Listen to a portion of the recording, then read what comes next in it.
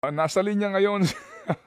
Hindi ko maitago yung mukha ko. Sige, si Ito na. Professor Cielo Magno. Madam Professor, ito po si Chacha sa ating unang katanungan. Kung controversy na nangyayari ngayon ay ah, yung Bicameral Conference Committee report ay may mga blanco. May mga blank information, may mga blanks na walang information tungkol sa budget. Pero sinasabi nga po nila ang enrolled bill, ako po hindi ko pa nakikita yung kopya ng enrolled bill, ay walang blanco at itong enrolled bill ang pinirmahan ni Pangulong Marcos. Kaya ang sinasabi naman ng Malacanang, walang blanco sa GAA. So ang pinakamalaking tanong po para sa atin, tayong mga taong bayan, sino ang nagkumpleto at nag-fill in ng mga blanco sa Bicameral Committee report? Yan nga po isa rin sa mga na-erase kanina, no, ni Manong Ted dito kanina. Sino ang nag-fill in sa mga blanco na nasa BICAM report? Yun po yung nakakatawa doon, no? Ang malaking question talaga dito ay yung validity ng General Appropriations Act. Kasi importante pong sagutin kung sino ang nagkumpleto ng mga blanco. Ngayon sinasabi ni Congressman Kimbo na inauthorize ang technical staff para kumpletuhin ito. Ang nakalagay po kasi dito sa Bicameral Committee report, may omnibus provision po doon na ino-authorize ang technical staff. Pero ang authorization lamang ng technical staff ay yung magwasto ng mga clerical error. Hindi po fill in ng mga blanco. Professor, medyo nag-choppy lang po tayo sa linya. Ang authorization, dun po kayo medyo naputol. Opo. Ayan. Ang authorization po ng technical staff ay para ayusin lamang ang error. Hindi sila authorized na mag-legislate at mag-fill in ng mga blanco sa budget dahil ang pag-fill in at pag-identify ng budget, ang tanging may authorization lamang dyan ay yung mga legislators natin. So mali po yung sinasabi ni Congresswoman Stella Kimbo. Pag binasa nyo yung provision, yung omnibus provision sa kanilang bicameral report, malinaw po nang sinasabi lamang dito ay ayusin ang mga clerical errors, hindi para mag-fill in ng blanks. Ngayon, siguro po may isang remedy pa.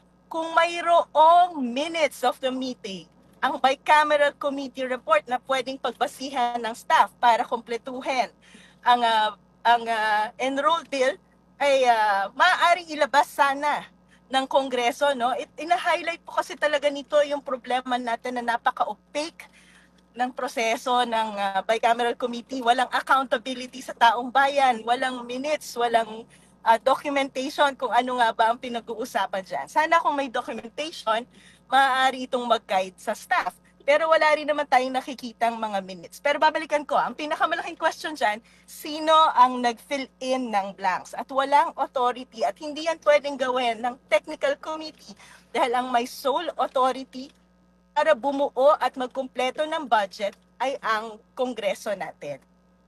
So parang sinususugan niyo po yung naging pahayag ni dating Senate President Tito Soto na hindi tama ito pong naging pahayag ni Stella Kimbo? Yes, nag-agree po ako sa dating Senate President Tito Soto na hindi tama yung naging pahayag ni Congresswoman Stella Kimbo dahil ang maaari lamang magkumpleto ng budget ay ang Senado at ang House of Representatives. Ngayon, kung may kulang po dyan sa mga items ng budget, dapat po talaga ay ibinalik yan sa Kongreso, hindi yung sila ang nagkumpleto dahil wala po yan sa mandato nila. At dahil po dyan, technical staff ang nagkumpleto, it goes back dun sa question kung valid nga ba ang General Appropriations Act. Dahil ang dapat nagkukumpleto niyan, Kongreso, hindi technical staff. So, dito po ngayon sa naging pahayag ni Representative Stella Kimbo, meron pa bang magagawa yun pong ilan para questionin pa rin yung kung ito nga bang General Appropriations for 2025 ay legal, yung dinaanang proseso? Yes po, maaari pa rin yan dalhin sa Supreme Court, questionin yung naging proseso sa pagbubuo ng 2025 GAA, yung proseso po at procedure, scope of work ng Bicameral Committee ay maaaring dalhin sa Supreme Court dahil may mga previous cases na rin po sa Supreme Court na kung saan na-discuss ang function at scope of work ng Bicameral Committee. So maaari pa rin po itong questionnaire sa Supreme Court. So ang grupo po ninyo, Professor Shelo, may balak po ba na dalhin ito sa Korte Suprema? Opo, pinag-aaralan po natin to, no? Kasi ang importante po dito ay yung standing. Sino po ang may standing para questionin yung naging proseso sa budget? So pinag-aaralan po natin ito. So yun ang kanilang ngayon, issue ho ninyo. Ano ba ang sabi, ma'am, ng inyong mga kausap po ng mga abogado? How soon can you establish that? Kung sino ba ang merong legal persona para maghain po ng reklamo dito po sa ipinasang budget? Alam niyo po tayo bilang taxpayers, ako ang paniniwala ko, bilang taxpayers ay may karapatan po tayo mag-demand ng accountability. Nakikita ko rin po na talagang panahon na para kailangang malinawan at masusugan na kailangan mas maging transparent at accountable itong Bicameral Committee. Kaya pinag-aaralan po natin yan. Mahalaga din pong may kasama tayong mga legislators para mag-demand sa mga colleagues nila na bigla na lang nagkumpleto nitong budget at hindi binalikan dahil nabawasan po yung karapatan nilang i-exercise yung pag-complete ng budget. Opo, So, yan po ang mga problema natin ngayon. Opo, pero Professor, but going back, kasi ito hong issue po ng fill in the blanks na ito, no? Lumabas lamang matapos nga itong revelation ni Congressman Ungab. Pero originally po, dati na po natin pinag-uusapan yung question ninyo mismo, no? Sa naging itsura ng budget, di ba? Na mas malaki pa nga yung public works sa education. Kumusta na po yun, ma'am? Yung pong inyong ginagawang pag-aaral para nga po ito'y maisampa na sa Supreme Court. Opo, yan po ay dinadraft na natin ngayon dahil tutuloy po talaga natin. Ang tinitingnan po natin ay ang mga multiple bases para ideklara na unconstitutional ang 2025 General Appropriations Act. Kasama na rin po dyan ay yung requirement nga po na dapat education ang priority. Gusto natin na ang Supreme Court ay mag-decide na kung paano ba natin dinidefine ang education bilang priority sector. Kasi kung nakita naman po natin itong government natin, pati budget ng PMA, PNPA, Local Government Academy ay sinama sa computation ng education sector. So kasama rin po yan. Ang alam ko rin po ay may ilang batayang sektor na magpa-file ng case sa tutok dito sa education sector. Pero tayo po ay, ang pinag-aaralan natin, hindi lamang yung sa education, kundi lahat ng maaari nating isama sa pag-question ng constitutionality ng General Appropriations Act ay isasama na natin. Okay, ma'am, sorry po for for being insistent. Kailan yan, ma'am? Kasi ma'am, importante po kasi agad-agad na na maisampa, di po ma'am, ano? Kasi kung may problema nga para ma-hold kung sakasakali itong appropriation sa public works na ang laki nga po ng kinain. Opo. Malamang po mga within February ay maipasa na natin yan. Kasalukuyan na po itong dinadraft. Kasi po ang sinasama na rin dito, hindi lang yung sa education sector, pati yung zero subsidy sa PhilHealth, isasama na rin natin.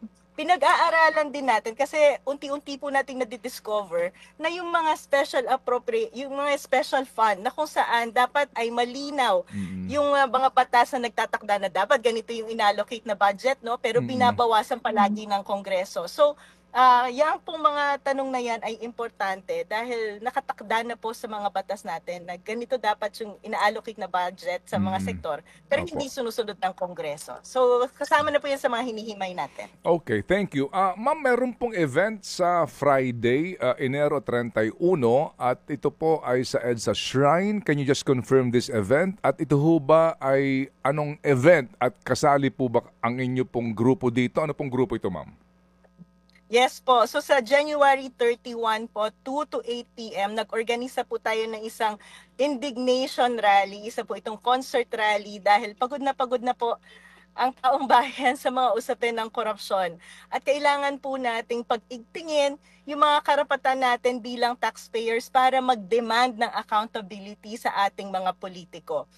in-enumerate po natin yung mga panawagan. Kasama po dito yung pag-demand ng pag-file ng kaso sa Supreme Court dito sa General Appropriations Act na dapat ay inuuna ang interes ng taong bayan. Nagde-demand din tayo na i-abolish ang confidential fund. Nagde-demand tayo na i-disclose yung lahat ng recipient ng mga ayuda para magkaroon tayo ng people's audit. But at the same time, dinidemand din po natin kasi ang pakiramdam ko, specifically ako halimbawa po itong kongreso natin nakuha na yung pork barrel nila, lahat ng mga proyektong in-insert nila sa budget, inaliw-aliw ang taong bayan dito sa mga Quadcom hearings at saka mga public accountability hearings, pero walang ginagawang pagkilos, no?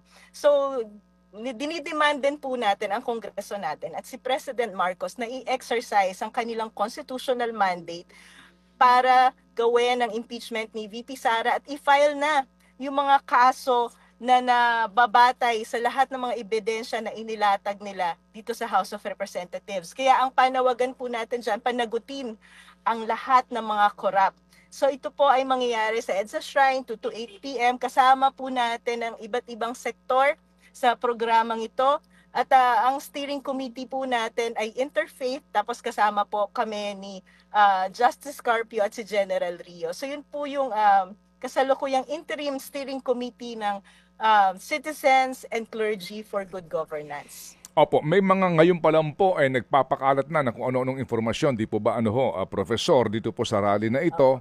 Kesyo ito ay pagsasanib puwersa ng mga komunista at ng mga, alam niyo na, iba-ibang kulay sa politika, kung ano-ano pong mga pinakakalat nila. Sa mga pangkaraniwan pong mga mamamayan, para lang mas maintindihan natin, ano ba ang importante ng pagkilos na ito para po sa kapakanan ng pangkaraniwan na mamamayan, lalo na po doon sa mga kasama po sa mga pumipila para sa sa mga GLs o guarantee letters, sa mga pumipila po para ho dito sa AKAP, mga politiko. pumipila po sa mga tanggapan ng mga congressman, mga senador o mga politiko. Opo, simple lang po ang panawagan dito. Alam niyo po talaga, totoo yan, maraming nagko-confuse at nanggugulo dito sa mga ganitong usapin, no? Simple lang po ang tanong, tayo po ay taxpayer, galit ba tayo sa mga kurakot? Lumalaban ba tayo sa mga korap? Yun lang po. At ang isang pangunahing panawagan dito ay ibalik natin yung dignidad ng mga Pilipino dahil sa patuloy na pagbabayad natin ng mga tax, ang ginagawa naman po sa atin ng mga politiko ay ginugulangan tayo. Nakikita natin na yung kanilang pagkilos ay yung mga kilos ng ating mga politicians, yung kanilang mga polisiyan na isinusulong ay designed para manatili sa power ang mga korap. At tayo mga Pilipino, patuloy na binubusabos, patuloy na pinapanatiling mangmang at mahirap. Yan po ang nilalabanan natin. Labanan natin ang korupsyon at ibalik natin ang dignidad natin bilang mga Pilipino. EDSA Shrine po ito, ma'am. Paano ho kaya ang usapin po ng traffic management dito? Meron ho ba itong permiso dahil baka po dumagsa ang tao at ito po ay intersection ng Ortigas at ng EDSA? Opo, tayo po ay nakikipag-coordinate sa PNP, sa MMDA at sa local government units para po siguraduhin na magiging maayos ang takbo ng trapiko. Siyempre po hindi natin maipapangako, hindi po natin alam kung gaano karami ang mga makakapunta dito. Siyempre ikagagalak po natin kung marami ang makikiisa. At pinaghahandaan po natin ito, nakikipag-coordinate po tayo sa iba't ibang ahensya ng gobyerno para maging maayos ang pagdaloy ng indignation rally na ito.